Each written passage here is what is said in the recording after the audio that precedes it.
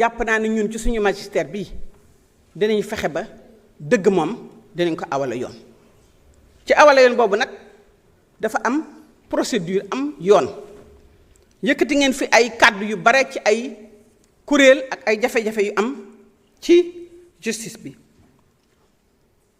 dama ci tàmbali rek benn bu nga xam ne dafa ñëw lu bare muy condition de détention yi muy nit ñi bu ñu leen jàppee naka lañ leen di attee mandat de dépôt yu bare yi donc détention yi délai de traitement yi dossier yu yàgg yi prison yu fees yi ak lan lañ ci teg luñ ci mën man bi ma ñëwee dama dem xooli xëy na nag sax ñi nga xam ne ñi nekkoon ci maison de détention yi à Mbour ñi ngi doon wax ni ministre anamu waaye danaa ñëw mais xool naa ci ñett ñoo xam ne jàpp naa ni dinañ ma mën a permettre ma mën a saytu waxtaan ak procureur généraux yi waxtaan ak procureur yi waxtaan ak président de cour d'appel yi ak président de juridiction yi waxtaan ak ñëpp ñi nga xam ne ñii avocats généraux yi ñoom ñoo yore justice bi mais tam dem ci lieu de détention yi waxtaan ak ñi nga xam ne ñoom la yoon teg seen loxo wax déglu leen am na sax yoon woo xam ne Ndar macha allah dañu ànd ñun ñëpp procureur général avocat général président de la cour premier président de la cour yëpp dafa ànd ak ñun ñu toog fa ba guddi ci guddi di leen déglu ma taxaw nag ne dama bëgg a teg benn kuréel bu nga xam ne bi dañuy waxtaan ci taxawal benn plan d'urgence pour les alternatives bu boobaa danaa ci woo procureur généraux yi woo ci les juges d'instruction woo ci les premiers présidents de cour woo ci procureurs yi woo ci juge d'application des peines yi pour ñun ñëpp ndax justice bi famille la ñun ñëpp a ko bokk man dama naan amul séparation ni kii procureur la ñi lépp ku de da nga am sa wàll ci mbir mi ku nekk da nga ci am sa loo xam ne moo ci sa cër ak li la ci war ñu waxtaan parce que loi bi am na lu mu tëral lu bare ci ay alternative mais dañ ko appliqué wul dégg nga xam na am na lu bare lu ngeen ci xam ci détention yi am na lu ñu ci xam tamit ci mbirum dégg nga travail au bénéfice de la société te loolu tam dafa am fu ñu koy jaarale parce que boo nee travail au bénéfice de la société dafa am prérequis dafa am liggéey bu ñu war a def bu ko jiitu moo di identifier ay institutions ay entités yoo xam ne yi pare nañu dans toutes les régions dans tous les départements bu ñu xamee ne dañu atte nit te ni ko kii dañ ko teg travail au bénéfice de la société ñu mën ko fekk ne am nañu lu ñu signé ak ñoom ànd ak ñoom ñu mën leen fa yóbbu liggéey boobu tam dañ koy def yénnee naa lettre gouverneur yëpp pour ñu identifier ay institutions ci seen ay dégg nga région ak ci seen ay département ñëpp institutions yi nga xam ne organisation yoo xam ne mën nañu jël ay détenus ñu waxtaan ak ñoom signé ak ñoom ay memorandum of understanding waxtaan ak ñoom ba naka la ñuy tëralee loolu awale ko ci yoon bu paree nag ñu xool tamit ci détention yi naka la ñu mën a toppee loi bi parce que am na ci lu bare loo xam ne di bu ñu ko defee rek dinañu yombal nekk ni nit ñi ci prison bi te dañu wàññi itam ñi ci prison bi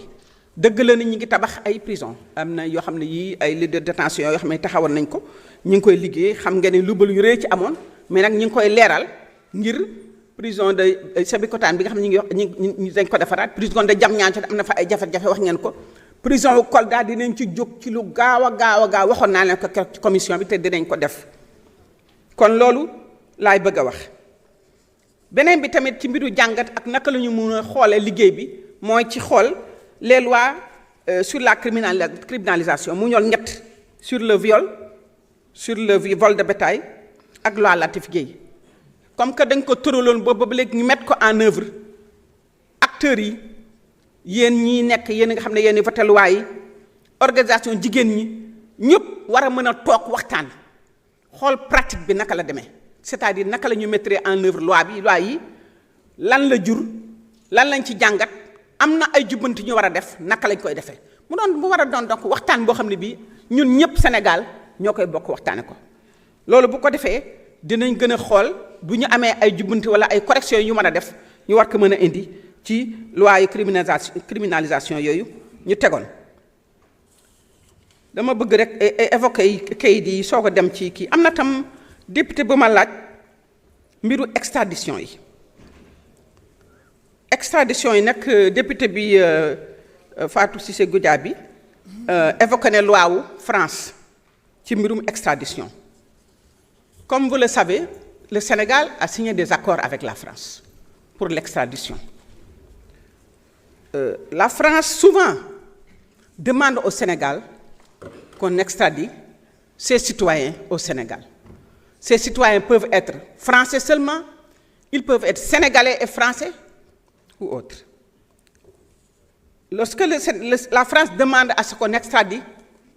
des Sénégalais, le Sénégal bien sûr pose une réponse négative, parce que le Sénégal n'extradite pas ses citoyens, ses enfants. Nous avons reçu de la France 2024-2025 plusieurs demandes.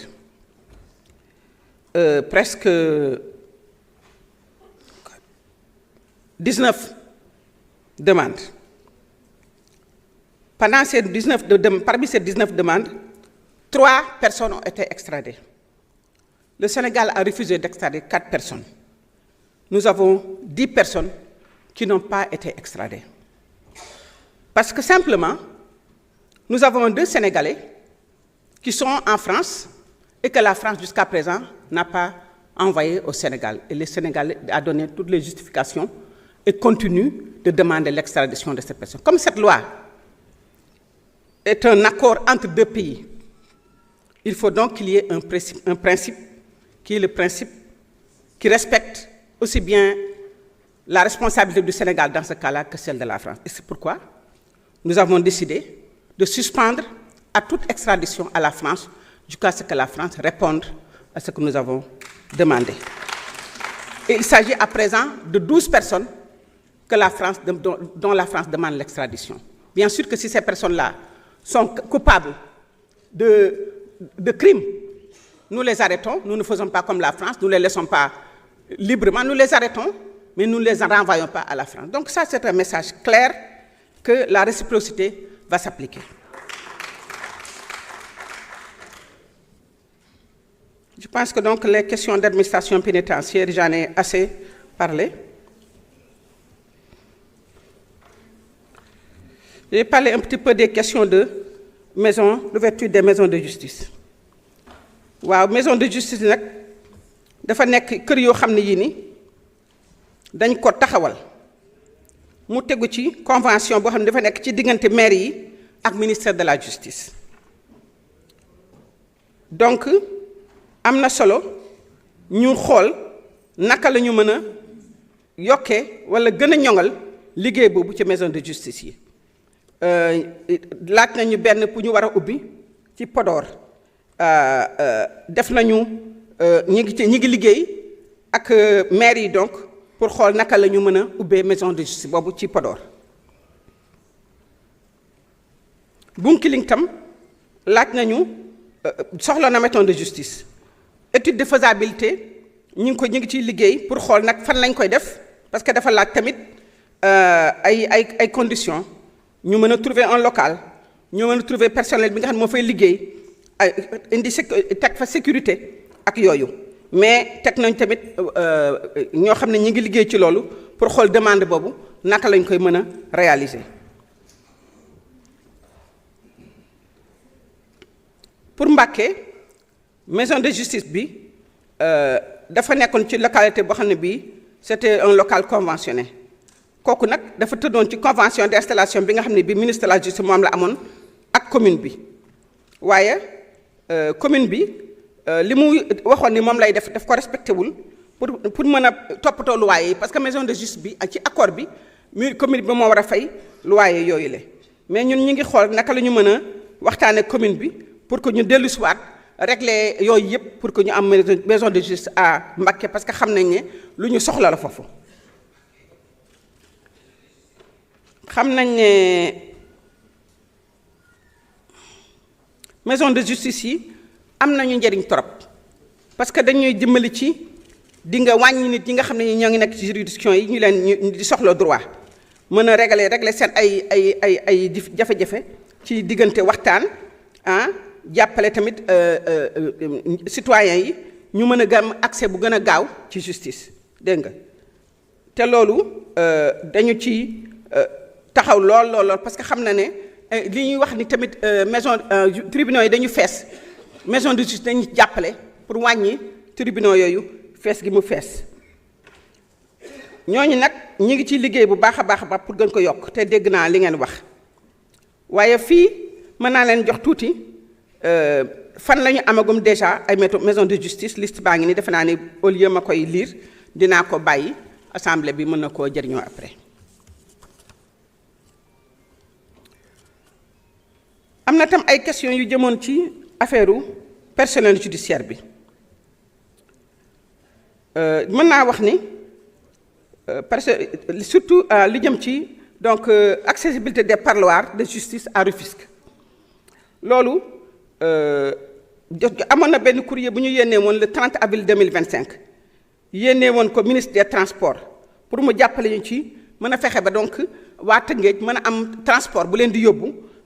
au moins ñaari minibus yu leen di mën a yóbbu ñu mën a dem di def la kii seen transport pour mën a dem ci kii parce que Tëngéej xam ngeen ne dafa xat moo tax amuñu woon espace bu ñu ko tabaxee mais loolu dinañ ci continuer ak ministère des transports pour mën a fàcc loolu. li jëm ci Mbour waaw déficit personnel beeg ci Mbour moom yëg nañ ko xam nga mbirum magistrature ak jël ay magistrat di leen placer di leen déplacer di équilibrer di xool fu gën a soxla gën a soxla magistrat ñu deg ko fenn ak yooyu dafa laaj liggéey boo xam ne bii da ngay xoolaat yëpp lu ñuy wax xale da ngay xoolaat magistrat yi fu ne am na sax ñoo xam ne ñi ngi nekkoon ñu affecté woon leen ci ay service de l'État loolu yëpp ñu ngi koy xool pour que bu ñuy def ay affectation ñu prendre en compte bu baax ay dëkk yi nga xam ne dañu mel na Mbour dañu mel na Mbacké dëkk di nga xam ne dañ am population bu bare mais amuñu magistrat yu doy loolu dinañ ko def parce que loolu dafa nekk loo xam ne c'est un problème bu récurrent question bu ñuy dellu soit di ko posé waat la ci manque magistrat yu doyul yi mais tamit dafa laaj tamit ñu gën a équilibré parce que boo xoolee population bi di mu toll rek war nga xool mais nag saafara ko dafa bari ay ñu koy saafara formation bi ak yokk nombre de magistrats yi dana ci bokk déjà léegi 35 magistrats ñooy gradué ñooy génn di dugg dans le secteur mais dinañ ñu ngi jéem a sax ndax mënuñu yokk nombre boobu fii ak déwén pour que ñu gën a mën a yokk le nombre de parce que xam nañ ne bari dañu Sénégal xale yu xam ne jàng nañu droit am nañu seen lijaasa te mën nañu duggal ci école magistrature yi gën a yokk population magistrat kooku tam dafa bokk ci politique de création d'emploi bi nga xam ne ñu ngi liggéey kon nag loolu lu ñu jël en compte pour affaire équipement juridiction yi Bambey wax na ci